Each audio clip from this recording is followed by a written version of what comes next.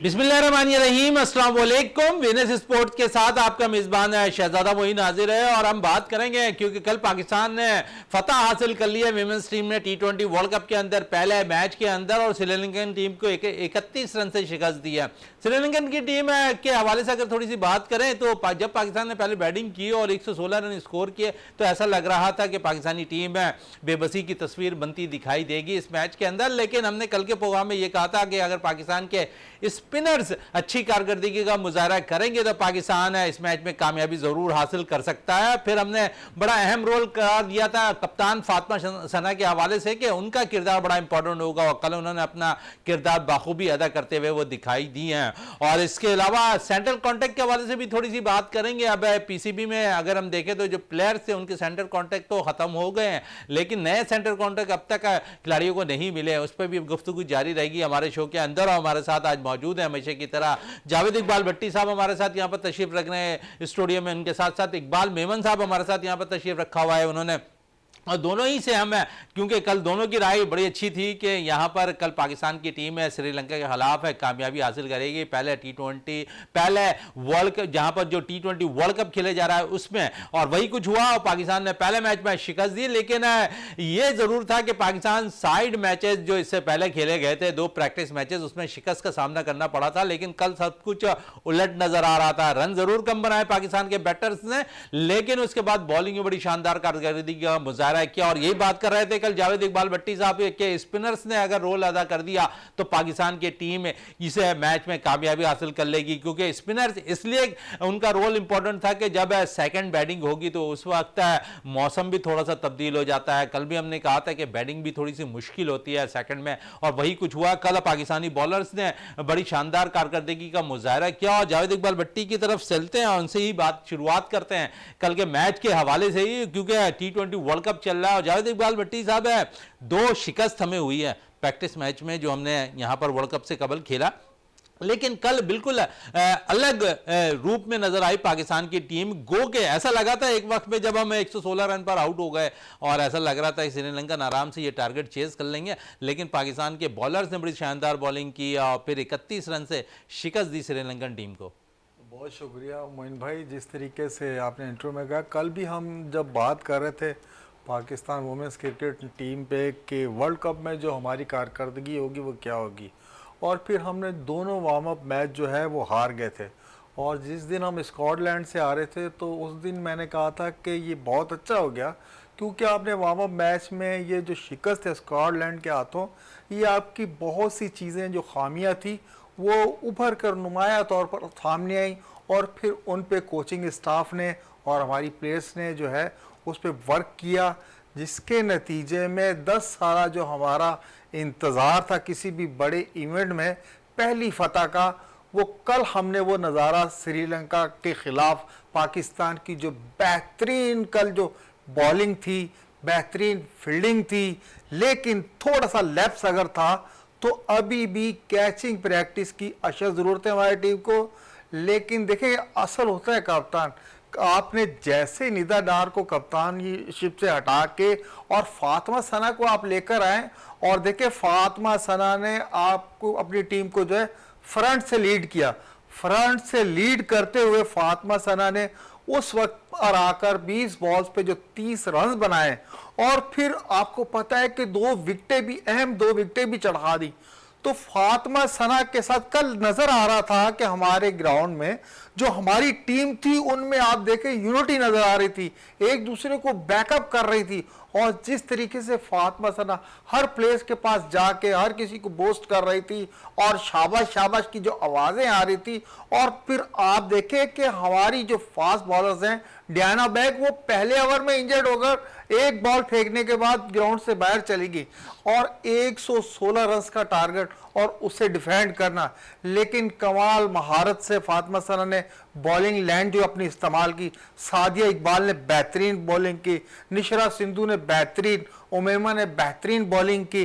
और फिर निदा डार का तजर्बा, आपको पता निदा डार के जो 23 रन थे और फिर उनकी जो बॉलिंग थी, कल आपको पाकिस्तान वुमेन्स टीम जो थी अपने एतमाद की बुलंदियों पे नजर आ रही थी। और उन्होंने जो 10 साल इंतजार था किसी भी बड़े इवेंट में एशियाई चैंपियन श्रीलंका को जो है इतने कम स्कोर के बाद जो है सिर्फ 85 रन पे ढेर कर दिया। तो 31 रन से कामयाबी जो है वो सुनहरी हरूफ से लिखी जाएगी। कदम चूमी पाकिस्तान की टीम की। और इकबाल मेमन साहब, कल भी हम यही गुफ्तगू कर रहे थे टीम के हवाले से और वो कुछ कर दिखाया। और थोड़ी सी हम बात कर रहे थे कैप्टनशिप पे। निदा डार इससे पहले पाकिस्तानी टीम की क़यादत कर रही थी, अब फातिमा सना की क़यादत कर रही हैं। और इससे कबल अगर हम देखें तो 2 सीरीज़ हुई हैं हमारी जिसमें फातिमा सना ने क़यादत की। शिकस्त ज़रूर हुई शिकस्त के अंदर, और लेकिन बहुत कुछ फातिमा ने सीखा होगा। फिर वर्ल्ड कप खेलने वो दुबई पहुंची और दुबई में भी उन्हें 2 मैचेस में, प्रैक्टिस मैचेस में शिकस्त का सामना करना पड़ा। आप समझें, अगर कप्तान को एतमाद दिया जाए, टीम उनके मुताबिक खिलाई जाए, तो रिज़ल्ट ऐसे आते हैं कि परफॉर्मेंस लेना जानती हैं फिर कप्तान। देखिए, इनमें स्किल्स तो पहले से ही थे और हमने कल भी बात की थी कि जिस तरह वो बात कर रही हैं अपने कॉन्फिडेंस की कि मैं जो है ये जो मैचेस हैं साउथ अफ्रीका के ख़िलाफ़ और 2 जो वार्म अप मैचेस हैं, इनसे बहुत सारी असेसमेंट होगी मेरी। तो ये है कि उन्होंने जो है ना उसके हिसाब से जो है वो खेला है। और फिर कल एक आपने अच्छी चीज़ देखी और वही चीज़ जो है उनसे कमेंटेटर ने पूछी भी कि जब आपके इतने आउट हो गए थे और तो उसके बाद भी आपने जो है इतनी ज़बरदस्त इनिंग खेली, तो उन्होंने पैनिक नहीं किया। ये सबसे बड़ी चीज़ है ये। और 22 साल की लड़की और कराची से इसका ताल्लुक़ है और क्या कॉन्फिडेंस भरपूर तरीके से। अच्छा, निदा डार में भी कॉन्फिडेंस तो था, लेकिन ये कि एक एज के हिसाब से वो उनका कॉन्फिडेंस जो है इतना वो नहीं था जितना इनमें था। और ये भरपूर एनर्जी के साथ गई है। और दूसरा ये कि आप देखें कि कहीं पे भी उसकी कन्फ्यूजन नहीं थी। हालांकि हम जो है मतलब कोई इतना अच्छा स्कोर हमने नहीं किया, लेकिन ये कि जब 80 पे तकरीबन 8 आउट हो गए थे तो वहाँ से भी जो है ना इतना स्कोर कर गए, 116 पे ले गई। तो उसके बाद आप देखेंगे दूसरी दफ़ा जब फील्डिंग में आई तो जो उनकी सबसे बेस्ट प्लेयर है अता पत्तू, उसको आउट कर दिया, क्योंकि वो रीढ़ की हड्डी है और उसको आउट कर दिया। तो अता पत्तू के एक कंपोनेंट जो है ना वो बैटिंग फेलियर था और सबसे ज़्यादा टर्निंग पॉइंट जो था ना वो अता पत्तू को आउट करना था और वो ही इसने जो है ना। अच्छा, दूसरी बात ये कि आपकी डायना जो है वो इंजर्ड हो गई एक बॉल करने के बाद, उसका काफ मसल जो है वो जो पुल हो गया। तो उस वक्त भी आप देखेंगे उसने पैनिक नहीं किया, मतलब बॉलिंग इतनी नपी तुली कराई कि उनको जो है बिल्कुल। और स्पेशली अता पत्तू की विकेट जो है उसने ली है, तो उसके बाद तो श्रीलंकन टीम संभल नहीं सकी। फिर तो स्पिनर्स ने कमाल कर दिया, लेकिन जो उनकी मेन प्लेयर थी ना उसको जो है कैप्टन ने ही आउट किया, कैप्टन को आउट कर दिया। तो फिर आप देख लें कि ये जो मैच है ना ये तो सुनहरी हरफों से लिखा जाएगा और ज़बरदस्त मैच है। स्टार्टिंग बहुत अच्छी है। अब हम दुआ गो हैं कि इंडिया के खिलाफ भी हम जो है ना इसी तरह चलिए, बड़ा इंपॉर्टेंट मैच है, इंडिया के खिलाफ पाकिस्तान ने खेलना है और इससे कबल जीत की अशद ज़रूरत थी पाकिस्तानी टीम को और उस जीत ने मोराल जो है पाकिस्तानी टीम का यकीनन बुलंद कर दिया होगा। ग्राउंड में उतरेंगे हम 6 तारीख को, जावेद इकबाल भट्टी साहब, और इंडिया मुखालिफ होगी। और इंडिया की ख़वातीन टीम की हम बात कर लें तो जहाँ पर उनकी मेन टीम ने अच्छा परफॉर्म किया है, वैसे ही ख़वातीन टीम भी उनकी बड़ी ज़बरदस्त परफॉर्म करती हुई आ रही है। गो के शिकस्त पिछले इंडियन टीम को शिकस्त हुई है श्रीलंका के हाथों, लेकिन यहाँ हम देख रहे हैं कि थोड़ा सा एज पाकिस्तानी टीम को हासिल हो जाएगा इंडिया के ख़िलाफ़। बिल्कुल मोइन भाई, देखें आपका एतमाद जो है बढ़ गया है। आपको पता है कि श्रीलंका जो है एशिया चैंपियनशिप, जो एशिया चैंपियन बनी थी वो इंडियन वुमेन्स टीम को हराने के बाद ही बनी थी।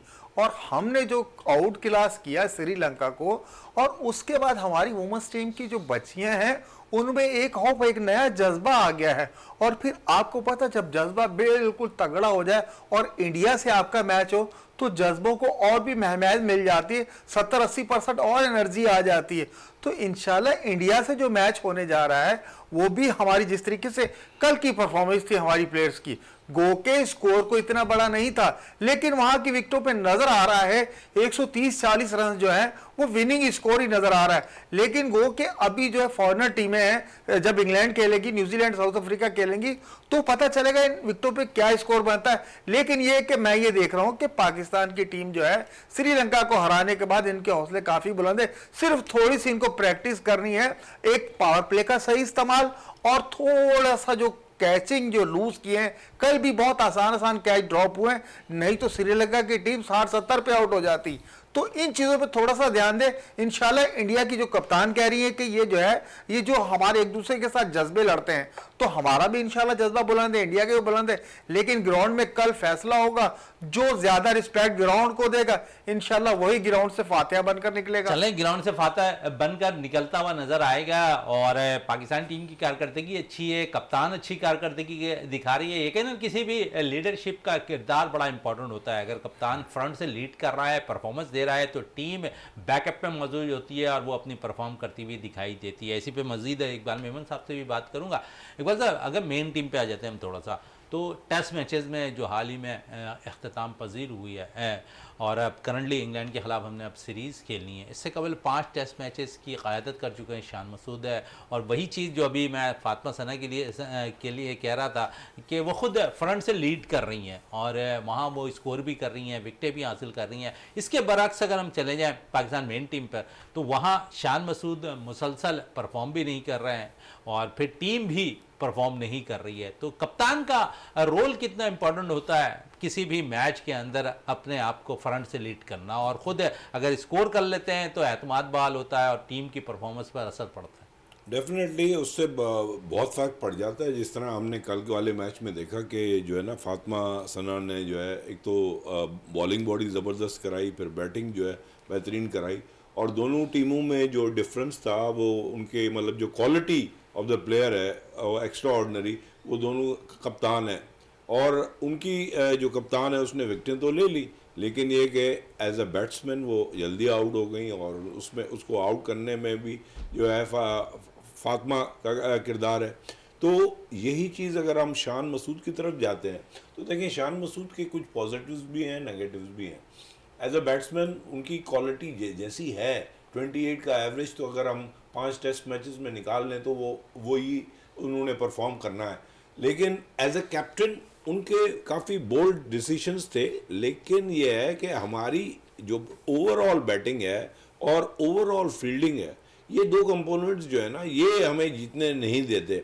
नहीं तो हम 2 दफ़ा जो है, एक दफ़ा मेलबर्न में, एक दफ़ा सिडनी में, ऐसी पोजीशन में थे कि हम जो है डिक्टेट कर सकते थे। लेकिन ये कि हमने इतने ज़्यादा कैचेस ड्रॉप किए। देखें, 1-2 कैचेस, एक मतलब हाँ, कभी कभी ये भी होता है कि आप बहुत बेहतरीन खिलाड़ी को अगर आप एक कैच भी ड्रॉप कर देते हैं तो उससे भी पासा पलट जाता है। यहाँ पे तो 3-3, 4-4 कैचेस आप ड्रॉप कर देंगे तो फिर आप जीत नहीं सकते। तो इसमें टोटल कसूर हम शान मसूद का नहीं कर सकते। और ये जो हम अगर उसका कंपैरिजन करते हैं सना फातिमा से, तो वो क्योंकि एक मैच के बलबूते पे तो हम वो नहीं कर सकते, लेकिन ये है कि हम उम्मीद करते हैं। बेसिकली एक बार का मेरा मकसद ये था पूछने का कि कप्तान का रोल बड़ा इंपॉर्टेंट होता है। शान परफॉर्म नहीं कर रहे, टीम परफॉर्म नहीं कर रही। इधर बेशक पाकिस्तानी टीम हार रही थी इससे कबल, लेकिन फातिमा सना परफॉर्म कर रही थी। बिल्कुल बिल्कुल। और यही मैं आपको कह रहा हूँ कि शान मसूद जो है वो उसको एक तो परफॉर्म भी अच्छा करना पड़ेगा और फिर जो है उसको पूरी टीम को लेके चलना पड़ेगा। मगर मैं समझता हूँ कि इंशाल्लाह अभी जो इनका कनेक्शन कैंप था उसके बाद जो है ना, बहुत सारी चीज़ें रिजॉल्व हो जाएंगी और हर खिलाड़ी जो है वो अपना 100% देगा और मैदान में और भरपूर तरीके से इंग्लैंड के ख़िलाफ़ जो है वो खेल का मुजाहरा करेंगे इंशाल्लाह। बिल्कुल, इंग्लैंड के खिलाफ परफॉर्मेंस देती में नजर आएगी टीम। इकबाल मेमन साहब कह रहे हैं। जावेद साहब की तरफ आते हैं। जावेद साहब, 30 जून 2024 को सेंट्रल कॉन्टैक्ट के हवाले से थोड़ी सी बात कर लें तो 25 क्रिकेटर के जो सेंट्रल कॉन्टैक्ट थे वो ख़त्म हो गए और अब अगर हम बात करेंगे इस पर तो क्या समझते हैं जो सेंट्रल कॉन्टैक्ट में मज़ीद क्रिकेटर्स का इजाफा होना चाहिए, मुआवजे का इजाफा होना चाहिए। और फिर हमने देखा कि बड़ा इंपॉर्टेंट रोल अदा की थी सेंट्रल कॉन्टैक्ट के हवाले से पाकिस्तान के क्रिकेट बोर्ड के चेयरमैन मोहसिन नकवी साहब ने कि यहाँ पर बड़ा ज़रूरी होगा फिटनेस टेस्ट पास करना खिलाड़ियों का। और अगर हम देखें तो 4 प्लेयर्स ने कल तो पास कर लिया, दीगर प्लेयर्स के हवाले से ये रिपोर्ट है कि अब तक वो फिटनेस टेस्ट पास नहीं कर पाए, लेकिन फिर भी वो ट्रेनिंग का हिस्सा ज़रूर है। इंग्लैंड के खिलाफ हमने सीरीज़ खेलनी है। जावेद साहब क्या कहेंगे सेंट्रल कॉन्टैक्ट के हवाले से? मोइन भाई देखें, अब ये जो नया सेंट्रल कॉन्ट्रैक्ट आ रहा है, जिस तरीके से बता रहे हैं कि बड़ी सख्त पॉलिसियाँ हैं, इसमें जो है फिटनेस टेस्ट से मशरूत कर दिया है आपकी सिलेक्शन, और फिर सेंट्रल कॉन्ट्रैक्ट भी उन्हीं प्लेयर्स को दिया जाएगा जो सेंटर ये फिटनेस टेस्ट पास कर लेंगे। देखिए नई पॉलिसी, अगर इस तरीके की पॉलिसी शुरू दिन से होती तो हमारे प्लेयर जो है आज सुपर फिट होते। देखें ये क्रिकेट बोर्ड ही की जिम्मेदारी थी। जब आपने लास्ट टाइम सेंट्रल कॉन्ट्रैक्ट किया था तो हर सेंट्रल कॉन्ट्रैक्ट में कम से कम फिटनेस की तो शिक होनी चाहिए भाई। बगैर फिटनेस के आप तो कोई भी गेम नहीं खेल सकते। अब अगर फिटनेस टेस्ट जिन जिन प्लेयर ने पास कर लिया है उन्हीं को आप टीम का हिस्सा बनाए। अब आपने थोड़ा सा एक और रख दिया है कि हम वो जो फिटनेस टेस्ट पास नहीं करेंगे वो फहरिस्त में तो शामिल होंगे, लेकिन ये कि उन्हें सेंट्रल कॉन्ट्रैक्ट नहीं दिया जाएगा। बड़ी इंपॉर्टेंट चीज अगर इसमें आप सोचें कि Babar Azam fitness test pass नहीं करते, वो टीम के साथ तो रहेंगे लेकिन शायद वो कैटेगरी में नहीं रहेंगे, तो आप समझते सेंट्रल कॉन्ट्रैक्ट नहीं मिलेगा तो खिलाड़ियों के दरमियान तो एक उलझने वाला सिलसिला मजीद और बढ़ जाएगा। बिल्कुल मोइन भाई, देखें पीसीबी ये जो पॉलिसी लेकर आया है सेंट्रल कॉन्ट्रैक्ट के टाइम देखें आप, देखें अब जितने भी प्लेयर्स हैं हमारी नेशनल टीम के वो बैकफुट पर हैं, फ्रंट फुट पर आकर क्रिकेट बोर्ड कह रहा है। क्यों? क्योंकि परफॉर्मेंस नहीं है। अगर इन्हीं प्लेयर्स की परफॉर्मेंस होती तो जिस तरीके से हम वर्ल्ड कप खेलने जब जा रहे थे, वर्ल्ड कप शुरू होने में 10-15 दिन थे और हमारे प्लेयर जो थे उन्होंने अपना एक एजेंट आगे किया हुआ था, वो सेंट्रल कॉन्ट्रैक्ट में अपनी जो है मनमानियां करवा रहे थे, अपनी मर्जी से कॉन्ट्रैक्ट ले रहे थे और इवन के उसमें आईसीसी के जो पैसे आते उनमें भी हिस्सेदारियां कर रहे थे। जब प्लेयर्स पावर बिल्कुल चढ़ चढ़कर बोल रहा था, प्लेयर्स परफॉर्मेंस दे रहे थे। अब जो है प्लेयर्स वो परफॉर्मेंस नहीं दे रहे, बैकफुट पर हैं, तो वो जो पीसीबी जो चाहेगी उसी सेंट्रल कॉन्ट्रैक्ट में जो है आपने उन्हें फिटनेस से मशरूत कर दिया। लेकिन जिस तरीके से अभी आपने कहा, अगर बाबर आजम, शहनशाह अफरीदी, रिजवान हो गया, अगर ये फिटनेस टेस्ट पास नहीं करते तो आया क्रिकेट बोर्ड में इतना दमखम है कि इन प्लेयर्स को बिल्कुल आउट कर दे कि भाई आपने फिटनेस टेस्ट पास नहीं किया, लिहाजा आप ये मैच में शामिल नहीं है या आपका टीम में नाम नहीं आएगा। देखिए अगर ये पॉलिसियां आप बनाने जा रहे हैं तो थ्रू आउट तमाम प्लेयर्स पर लागू कर दें। आपने वो तो सेंट्रल कॉन्ट्रैक्ट में लिखा है, चाहे कितना बड़ा भी नाम होगा, अगर फिटनेस नहीं होगी तो उसको फहरिस्त में शामिल नहीं किया जाएगा। इन सारी चीजों पे कम से कम जो है आपको तमाम प्लेयर्स पे लागू करना होगा। इसमें कोई छोटा बड़ा प्लेयर नहीं होता, असल चीज होती फिटनेस। फिटनेस है तो प्लेयर है, और प्लेयर परफॉर्मेंस ही फिटनेस की मशरूत बहाली के बाद ही कर सकता है। बगैर फिटनेस के हमने रिजल्ट देख लिया, हमारी टीम के रिजल्ट हमने देख लिया। और इस पे इकबाल मेमन साहब से भी पूछूं, इकबाल साहब क्या समझ रहे हैं यहाँ पे, एक नई तनाजा छिड़ता हुआ दिखाई दे रहा है इस वक्त फिटनेस टेस्ट के? मतलब है कि ये मुझे तो ये समझ में नहीं आ रही कि ये कंट्रोवर्सी करना या तनाज़ा क्रिएट करना क्यों ये चाहते हैं। क्योंकि देखें जब आपने टीम को सेलेक्ट किया था तो उससे पहले आप सिर्फ फिटनेस चेक कर लेते। जब आपने जो है फिटनेस चेक नहीं की, अब जो है क्रिकेट जब होने वाली है और उस पे जो है आपने ऐसी बातें करना शुरू कर दी है, तो फिर आप क्या परफॉर्मेंस आपके खिलाड़ी देंगे? वो एक टोटल कंफ्यूजन में होंगे, वो टोटल एक क्योस क्रिएट होगा, तो फिर वो परफॉर्म नहीं कर सकेंगे। तो आपको जो है, मुझे तो ये समझ में नहीं आ रही कि आपने सेलेक्ट कैसे कर लिए अगर वो फिट नहीं दे तो आप जो है मतलब उल्टा सिस्टम कर दिया है। तो इसका मतलब है कि आप जो है तनाज़ा क्रिएट करना चाह रहे हैं और कंटिन्यूस जो है पाकिस्तान हारे उसको आपको मतलब जो है ये चीज़ समझ में नहीं आ रही। आप टेस्ट सीरीज होने वाली है और आपने तनाज़ा का खड़ा कर दिया कि भाई जो है ना आपकी फिटनेस अगर सही नहीं होगी तो आपको सेंट्रल कॉन्ट्रैक्ट नहीं दिया जाएगा। तो ये तो आप जो है खिलाड़ियों को क्लियर कर ही नहीं रहे और खामखा की एक एंजाइटी होगी। और इकबाल भाई सुना है कि पिछले 4 माह के वाजबात भी प्लेयर्स के नहीं मिले। वो बिल्कुल नहीं मिले, वो एग्जैक्टली अखबार में ये लिखा हुआ था। तो आप जो है एक क्रिएट कर रहे हैं, स्टर कर रहे हैं सिचुएशन को, और मुझे ये बात इनकी समझ में नहीं आ रही, या तो ये मतलब है कि इनकी नीयत में कुछ और चीज़ें हैं जो ये करना चाह रहे हैं, या और मतलब है कि मुझे टोटली समझ में नहीं आ रही शहजादा साहब के कहाँ जा रही है पीसीबी, और पीसीबी क्रिकेट को कहाँ लेके जाना चाहती है। और ये जो है एक टोटल कंफ्यूजन है और खिलाड़ियों के लिए भी ये मतलब अच्छी चीज़ नहीं है। और पहले भी आप लोगों ने एक तो कप्तानी के इशू थे, अब आपने फिटनेस को जब वो ले लिया है, तो पॉलिसी आपकी एक क्लियर पॉलिसीज होनी चाहिए जो एक दफ़ा बने और अगले 50 साल तक चले।